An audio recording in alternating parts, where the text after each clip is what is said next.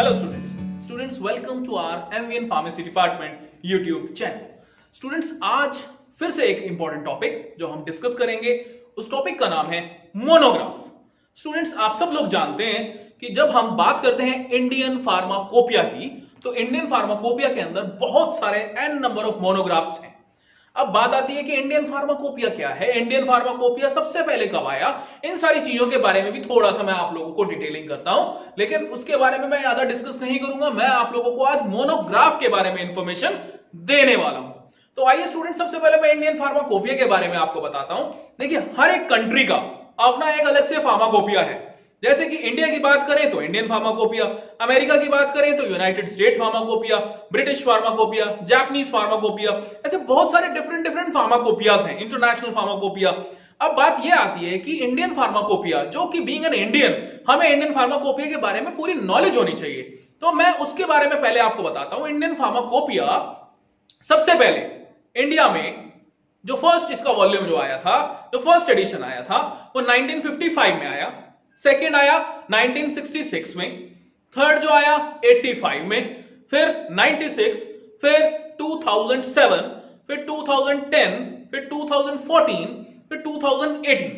तो अभी करंट में 2018 वाला फार्माकोपिया, हमारा इंडियन फार्माकोपिया अभी चल रहा है। अभी साइंटिस्ट क्या है कि धीरे धीरे उस पर काम कर रहे हैं। और इंडिया के अंदर अगर मैं बात करता हूं तो Indian pharmacopoeial commission office Ghaziabad में ही है, राजनगर एक्सटेंशन में गाजियाबाद में इसका ऑफिस है, जहां पे साइंटिस्ट दिन रात मेहनत करके मोनोग्राफ्स बनाते हैं। और कुछ मोनोग्राफ्स ऐड किए जाते हैं नए एडिशन के अंदर, और जो पुराने होते हैं उनको रिमूव कर दिया जाता है, जिनका वहां पे उस समय यूज ना हो। अब बात करते हैं, इसके अंदर दो तीन चीजें होती हैं। जब हम फार्माकोपिया की बात करते हैं तो उसके अंदर वर्ड सुनने को मिलते हैं, मोनोग्राफ, ऑफिशियल ड्रग, मींस कोई भी कंपाउंड अगर मोनोग्राफ में, अगर कोई भी कंपाउंड फार्माकोपिया में दे रखा है तो उसका ऑफिशियल कंपाउंड होगा। और मोनोग्राफ क्या होगा, मोनोग्राफ के अंदर क्या क्या इंफॉर्मेशन होंगी, वो आज हम डिस्कस करेंगे इस लेक्चर के माध्यम से। लेकिन उससे पहले स्टूडेंट्स, अगर आप लोगों ने मेरा यूट्यूब चैनल सब्सक्राइब नहीं किया है तो आप सबसे पहले MVN pharmacy department YouTube channel को सब्सक्राइब करें, ताकि इन फ्यूचर जो भी वीडियोस आए आप लोगों तक बड़ी आसानी से पहुंच जाए। तो आइए स्टार्ट करते हैं मोनोग्राफ। तो monograph means written study material of any subject. और मैं फार्मास्यूटिकल मोनोग्राफ की जब मैं बात करूंगा तो it is mentioned in Indian pharmacopoeia which gives the following information about any drug substance. तो अब हमें कौन कौन सी इंफॉर्मेशन ड्रग के बारे में चाहिए, उसके बारे में एक एक करके मैं आप लोग को बताता हूं। सबसे पहले main title, let's say aspirin is the main drug, तो उसके बारे में ऊपर लिखा होगा एस्प्रिन, पैरासिटामोल, तो वो सोल्ट जो है जो मेन कैटेगरी है वो उस पर मेंशन होगी। नेक्स्ट उसका सिनोनिम, आप लोग जानते हैं कि अगर उसको किसी दूसरे नाम से, मैं इंडिया की बात करूं तो इंडिया में भी अलग अलग जो एरियाज हैं वहां पे उनको अलग अलग नाम से जाना जाता है, तो वहां पे वो चीज मेंशन होगी कि उसका सिनोनिम क्या है।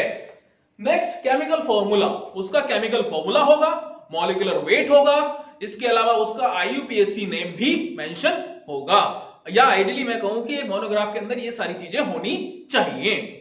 नेक्स्ट इज कैटेगरी, वो कौन सी कैटेगरी से बिलोंग करता है, एंटीपायरेटिक है, एंटीसेप्टिक है, डिसइंफेक्टेंट है, एंटीमाइक्रोबियल है, एंटीफंगल है, एंटीवायरल है, वो कैटेगरीज वहां पे मेंशन होनी चाहिए, जैसे कि आप यहां पे देख सकते हैं।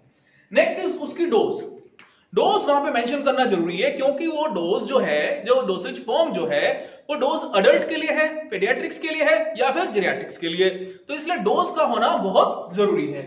नेक्स्ट इज डिस्क्रिप्शन, डिस्क्रिप्शन के अंदर फिजिकल डिस्क्रिप्शन पूरा का पूरा डिटेल में वहां पे लिखा होगा, जिससे कि आप पहचान कर सकते हैं कि ये कंपाउंड कौन सा है, इसका कलर कैसा है, इसकी शेप कैसी है, इसका साइज कैसा है, क्रिस्टलाइन है या फिर अमोर्फस है, तो ये सारी की सारी डिटेल आपको डिस्क्रिप्शन के अंदर मिलेगी। अब जानते हैं इंपॉर्टेंट पार्ट, स्टैंडर्ड।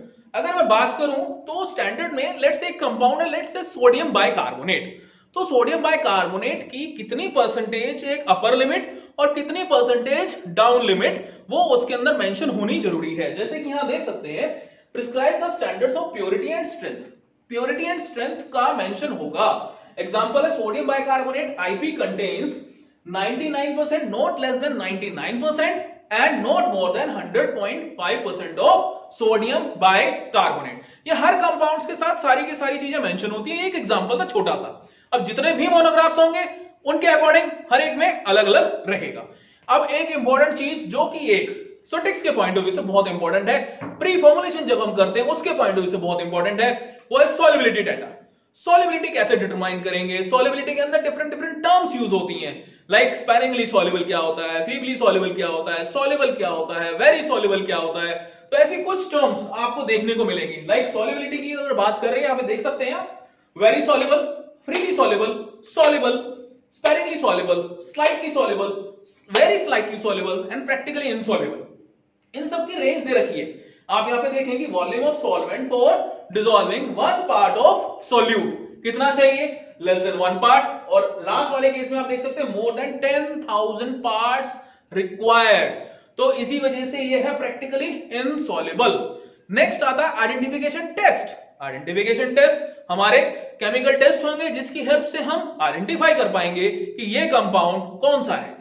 लेट से कोई दो हमने कंपाउंड्स लिए, 2 केमिकल लिए, उसको मिक्स किया, उसके अंदर ड्रग डाली, उसने रेड कलर प्रोड्यूस किया, हम बता सकते हैं ये इसका आइडेंटिफिकेशन टेस्ट है। हमें और क्या क्या चीजें करनी पड़ेंगी, हमें स्पेसिफिक और कुछ नॉन स्पेसिफिक टेस्ट मेंशन होंगे, वो हमें मोनोग्राफ के अंदर होने चाहिए। नेक्स्ट ये आता है टेस्ट ऑफ प्योरिटी। देखिए कोई भी कंपाउंड, जब भी आप अपना कोई भी वर्क, रिसर्च वर्क स्टार्ट करते हैं तो सबसे पहले कुछ प्री फॉर्मुलेशन चीजें हैं जो आप देखते हैं फॉर्मुलेशन बनाने से पहले। लाइक उस ड्रग का मेल्टिंग पॉइंट कितना है, बॉइलिंग पॉइंट कितना है, उसकी सॉल्युबिलिटी कितनी है, उसका पीएच कितना है, ये सारी की सारी चीजें चेक करते हैं। तो टेस्ट ऑफ प्योरिटी इंडिकेट्स कि कंपाउंड प्योर है या नहीं है। आइडियल कंपाउंड का दे रखा है सपोज करो मेल्टिंग पॉइंट 148 डिग्री सेल्सियस, और आपने जब देखा, आपने जब कैलकुलेट किया, आपका भी मेल्टिंग पॉइंट 148 निकल के आया, या फिर प्लस माइनस वेरिएशन होगी, रेंज देते हैं एक्चुअली, जैसे 148 से 152 तक। तो अगर आपका मेल्टिंग पॉइंट जो आपके पास कंपाउंड है जिसको आप टेस्ट कर रहे हो, उसकी अगर रेंज उसी में आती है तो आप मान सकते हैं कि आपका कंपाउंड वही है। तो यहाँ पे melting point, boiling point, density, limit test, loss on drying, pH, optical rotation, ऐसे कुछ हमारे पास प्योरिटी टेस्ट रहेंगे जिससे हम आइडेंटिफाई कर पाएंगे। Next is method of essay. Essay simple words में बोलूंगा percentage purity.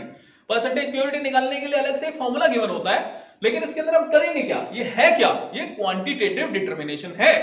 Quantitative determination of principal ingredient, जो भी उसके अंदर कंपाउंड, जो एक्टिव फार्मास्यूटिकल इंग्रेडिएंट प्रेजेंट है, उसकी कितनी क्वांटिटी है वो हम एस्से से निकालते हैं, और वो by putting in a formula we can get the value also.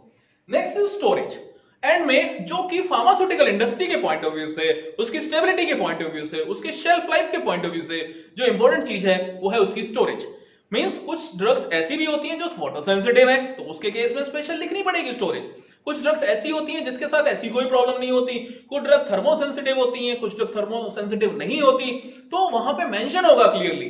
तो एक मोनोग्राफ, एक अगर मैं बात करूं तो इतनी जितने भी ये सारी इंफॉर्मेशन बताई हैं, एक मोनोग्राफ को जब हम स्टडी करते हैं तो उसके अंदर ये सारे के सारे पॉइंट्स मेंशन होने चाहिए। तो ये जनरली क्वेश्चन पूछा जाता है first year B pharm, first year D pharm के स्टूडेंट्स, आप लोग जानते होंगे। या मोनोग्राफ वर्ड बहुत परेशान करता है हम लोगों को कि मोनोग्राफ बोल तो देते हैं सभी टीचर्स, लेकिन मोनोग्राफ के अंदर है क्या। तो मोनोग्राफ के अंदर ये सारी की सारी इंफॉर्मेशन होती है। मैं फिर से एक बार फटाफट से नाम बता रहा हूं कि क्या क्या चीजें उसके अंदर होनी चाहिए। सबसे पहले मेन टाइटल, सेकंड नंबर उसका synonym, third number is chemical formula, molecular weight and IUPAC name, next is its category, then dose, after this description, then standards, after this solubility, identification, test of purity, method of assay and storage condition.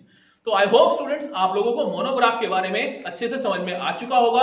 In case अगर आपको फिर भी कोई question रह जाता है, कोई doubt रह जाता है, तो आप हमारे MVN pharmacy department YouTube channel के कमेंट बॉक्स में कमेंट कर सकते हैं। मैं आपकी सारी प्रॉब्लम वहां से भी सॉल्व करने की पूरी कोशिश करूंगा। Thank you so much.